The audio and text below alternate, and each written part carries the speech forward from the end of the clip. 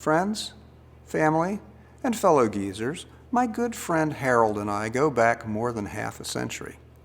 Since we live hundreds of miles apart now, we only see each other about once a decade, so a telephone call from Harold is always a welcome event. But when he called a few months ago, there was something odd in his tone that I couldn't quite figure. As he told me about his latest events, his children and his grandchildren, there was a sense of wrapping up. Then he got down to the critical piece he'd been holding back. "Things haven't been right in my head lately," he said. "I'm forgetting stuff. Not like where did I put the keys, but major stuff, like what day is it? It seems to be getting worse, so next week I'm going to be evaluated for Alzheimer's." My stomach dropped, and a tidal wave of sadness washed over me. "That's terrible," I said. "That would be tragic." The talk continued, subdued and somber. Then Harold finished it up and promised to let me know the minute he had had the results of the testing. I was sad and anxious for a week until I received a text from Harold. Brain MRI was good. What a relief. And, not to be honest, a surprise, because I have been having the Alzheimer's scare myself for several years.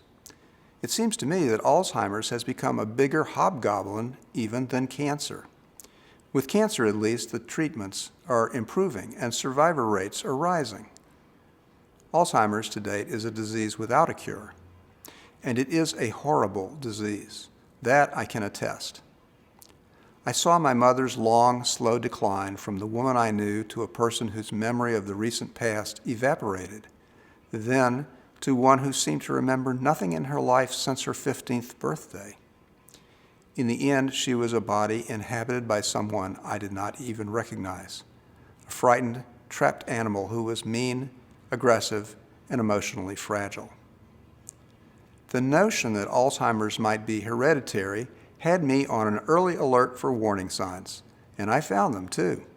First, I could not recall names, even of people I knew well, even of people standing right in front of me. Then it was words and phrases. I would begin telling a story I've told often before, and before I could reach the punchline, it had floated out of my brain. Words that I could once recall on speed dial now arrived via parcel post, if at all. But this, I have been assured, is just normal forgetfulness. Doesn't that sound better? It's included in that package of mixed blessings we call aging. After 6 or more decades of living, the old noggin gets crowded with details, and those fleet-footed neurons that carry ideas from deep storage to accessible memory to tongue have lost some spring in their step. Some of them may use a walker. A few won't travel until they've had a nap. Garden variety memory loss can be triggered by medications, alcohol, stress, depression, a blow to the head, not enough sleep, or not enough vitamin B1 and B12. Some medical experts, that is, online content creators, have dozens of helpful suggestions to help arrest memory loss. Believe whatever you want about the efficacy of working with crosswords, doing Sudoku puzzles, playing violin, or eating kale. The best advice I've heard so far is suck it up and get used to it. And be thankful it's not Alzheimer's. For more ideas about aging with joy, grace, and purpose, I invite you to subscribe to the Endgame newsletter and the Endgame podcast. Both are free. Join a community of positive geezers who are all about growing and proving that the last years can be our best years.